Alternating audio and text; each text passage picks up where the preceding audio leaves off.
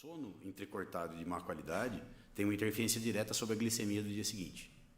Então ele vai ter uma seletividade de alimento muito mais calórico porque ele dormiu mal.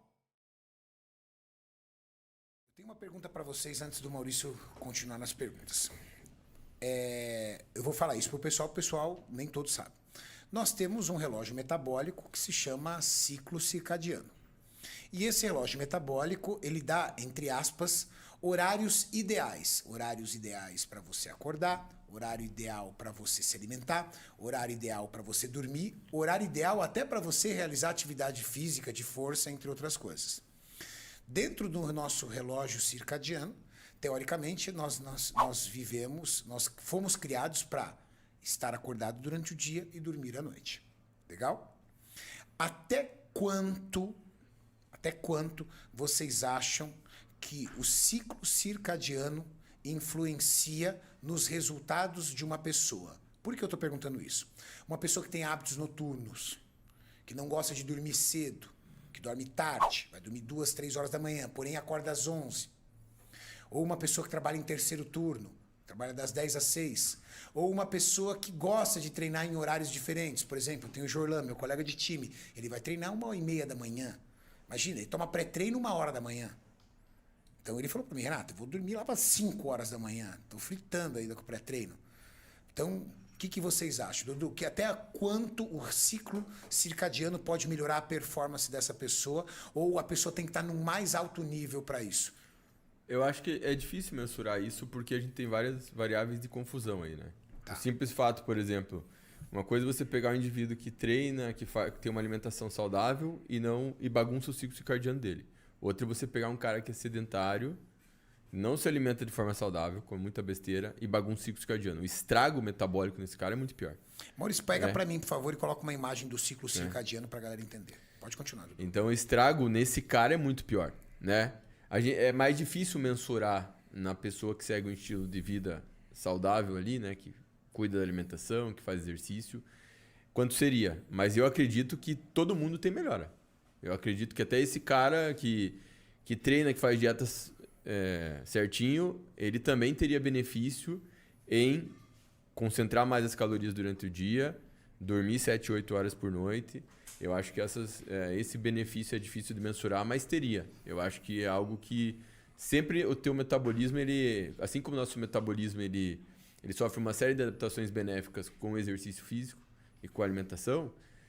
Eu acho que você respeitar o ciclo circadiano também acaba gerando adaptações benéficas que é difícil mensurar, mas vale a pena mudar. Se você está buscando a melhor performance, está buscando o melhor físico, eu acho que isso é algo que você deve dar atenção. E fica legal quando a pessoa deixa de ser sedentária, né? Por exemplo, a pessoa é sedentária, por exemplo, tem vários amigos meus que são empresários da área química que eu atuo.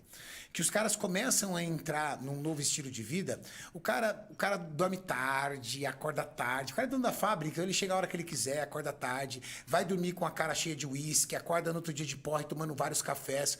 Quando ele se apaixona por uma atividade física, por exemplo, eu tenho um amigo meu que ele se apaixonou por correr. Ele adora correr. E eu tenho outro amigo meu que ele mora nos Estados Unidos e ele se apaixonou por bicicleta. Mas aquelas bicicletas que você clipa, sabe? Que você coloca assim. Ele anda agora 60, 80 km daquelas bikes profissional lá nos Estados Unidos. Tudo plano, né? Ele mora na Flórida. E aí, e eram pessoas totalmente sedentárias. Aí você percebe que o cara por exemplo, ele já quer acordar cedo. Ele acordava 9, 10 horas da manhã, ferrado. Agora ele acorda 7, 6 horas da manhã. Entendeu? Quando é 10 horas da noite, ele já tá indo dormir. Pô, ele ia dormir 1 hora da manhã com a cara cheia de uísque. Agora ele acorda... Então parece que os hábitos saudáveis empurram o cara pro ciclo circadiano. O ciclo circadiano. É muito louco isso, né, cara? E em cima disso eu tenho uma pergunta.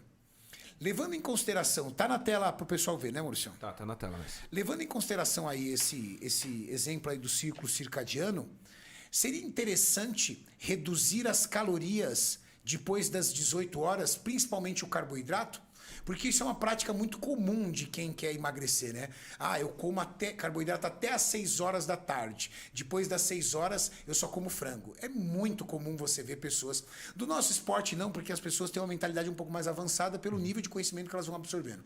Mas vamos falar do público que é a maioria, que segue você, que segue a mim, que segue Donato. Você conversa com os caras, e aí, como é que tá? Ah, cara, hoje eu cortei, à noite é só uma sopa. À noite é só um filé de frango. Ele faz questão de falar da noite, né? Porque para ele enxerga que a noite é o dia, é o momento que ele não pode comer. Eu tenho dois lados. Tipo, na clínica, quando a gente faz a anamnese do cliente, é muito importante eu entender qual o ponto que o cara tá. Se ele tá reguladinho ou se ele tem... Tipo, o dia dele começa às 4 da tarde e ele vai até 2 da manhã. Então, o que a gente vê dos trabalhos é o sono entrecortado de má qualidade tem uma interferência direta sobre a glicemia do dia seguinte. Então, ele vai ter uma seletividade de alimento muito mais calórico porque ele dormiu mal.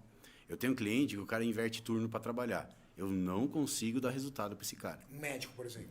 Eu tenho muito plantonista, o cara roda plantão. Difícil. Então é muito difícil. Por quê? Porque não é normal para o ser humano, cara. A gente foi feito a partir do clock do sol. Então, Tem dia que o cara dorme de dia, tem dia que dorme de noite. o supraquiasmático, Renatão, ele começa a ligar ali na luz solar, tipo serotonina, serotonina, serotonina. Na hora que o sol se põe, ele começa a inverter a melatonina. Se o indivíduo não respeita isso, ele atrasa tudo para a madrugada. E aí a seletividade da comida da madrugada não vai ser alimento saudável. Entendeu? Esse é o problema. Exatamente. Você tem redução de leptina e aumento de grelina em pessoas que têm privação de sono. Além de essa questão de o indivíduo procurar mais alimentos hiperpalatáveis, né, que são ricos em gordura e açúcar. Então a privação de sono gera isso. Mas a própria inversão, né, o indivíduo ficar acordado durante a noite. Porque, assim, quando a gente fala em ciclo circadiano, pensando metabolicamente, a sensibilidade à insulina ela é maior durante o dia. Então você responde melhor aos alimentos durante o dia. E o efeito térmico dos alimentos, que é o gasto que o nosso corpo tem para digerir, para absorver os nutrientes, ele é maior também durante o dia. Tá certo? Então, quando você concentra as calorias mais durante a noite, você tem uma menor sensibilidade à insulina. Então, é mais fácil o teu corpo estocar gordura quando você concentra mais calorias durante a noite. Caramba. Né? Então, esse é um Isso problema. é um fator muito interessante. Óbvio que a pessoa não vai acumular gordura só para fazer isso. Uma pessoa pode emagrecer comendo só à noite. Mas, metabolicamente, você concentrar mais as calorias durante a noite é desfavorável. E aí a questão que você tinha falado do carboidrato. Tem uns trabalhos que trabalham com essa questão do ciclo circadiano, alinhado com a ideia de jejum intermitente, que eles fazem um jejum que chama alimentação com restrição de tempo. Que basicamente os caras comem das 8 da manhã até as 2 da tarde e depois ficam em jejum até as 8 horas da manhã do outro dia. Então eles observaram que esses indivíduos eles têm, mesmo na ausência de perda de peso, mesmo sem perder peso, porque a gente sabe que perder peso melhora nosso metabolismo de diversas formas, mesmo sem perder peso, eles observaram que os caras tiveram melhora da sensibilidade à insulina, redução da pressão arterial, redução do estresse oxidativo, mas isso era e melhor controle do apetite. Mas tem um detalhe, eram indivíduos com pré-diabetes, né? Então é importante entender a população do exatamente, indivíduos com pré-diabetes. Então eles viram que nessa condição eles tiveram essas melhoras metabólicas que não tiveram na condição normal, né? Então é por isso que o ciclo circadiano ele é um fator que influencia no nosso metabolismo, que não dá para desprezar. Só que é mais difícil mensurar o quanto isso vai afetar uma pessoa que já segue dieta e treina. E eu digo isso, só para o Donato complementar, porque eu digo isso porque eu aplico isso muito também na minha vida e na minha estratégia. Por exemplo, o Pacho é quem cuida da minha preparação, mas a gente vai alinhando os detalhes, a gente vai conversando, né? E hoje eu concentro boa parte das minhas calorias durante o dia. E eu prefiro privar-me de calorias, deixar ali uma proteína, um vegetal, entendeu? Das 5, 6 horas da tarde para frente. Porque eu percebo que o meu metabolismo responde melhor. Sim. E eu sempre, quando eu venho aqui, eu tento pegar a informação e colocar para a galera, tipo, aplicar na prática lá. Então, muita gente lá na clínica fala o quê? Doutor, tipo, o problema começa a partir das 4 da tarde. Aí, linkando com o ciclo circadiano, tem um pulso de cortisol de manhã e ele tem uma queda ao final do dia. Tipo, 4, 5, ele começa a dar uma caidinha. Normalmente ele é contrarregulador, ele deixa a glicose mais alta, só que quando ele cai, a glicose cai junto. Então, se o cara tá comendo mal ao longo do dia inteiro, onde que vira a chave dele para comer muito? Putz, à da noite, tarde para noite. Fora o aspecto comportamental e sentimental, né? Aí ele olha o sofá, vê o seriado, Eu lhe lembra, comida. Aí ele abre a geladeira cheia de comida. No teu trabalho você não fica abrindo a geladeira, você tá trabalhando, cara. Você abre, aí às vezes você tem filhos, tá lá seu filho comendo uma besteirinha. Entendeu? E esse horário da tarde... Quando O cara assiste televisão, propaganda de comida. E o horário da tarde eu sempre meio que tento alinhar, tipo, ver como é que a pessoa tá, onde que ela tá. Tá em casa, tá no home office, tá na empresa, porque eu tento jogar um valor calórico bom esse horário da tarde, para tentar segurar o cara à noite. Tipo, ó, se você jogar 500 calorias da tarde, teoricamente você não precisa gastar 1.000 à noite, você pode comer só 500. Só que se ele pula e joga tudo no final, ele vai desenrolando até a madrugada.